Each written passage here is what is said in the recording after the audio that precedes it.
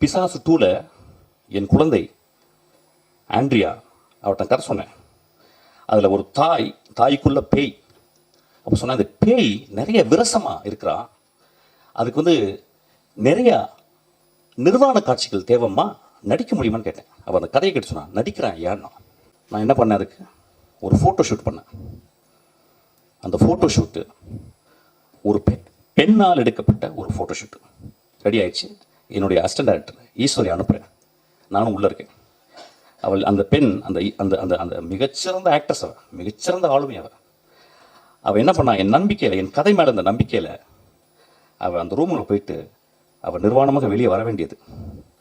நான் வீட்டு வெளியே போயிட்டு சிகரெட் பிடிச்சிட்டு நான் அப்படியே ஆஃபீஸ் வந்துட்டேன். அவள் ஃபோன் பண்ணி, எங்கே சார் இருக்கீங்க கேட்டான். நான் சொன்னேன், அம்மா, உன் நிர்வாணத்தை நான் காட்டி, என் படத்தில் நான் காட்டி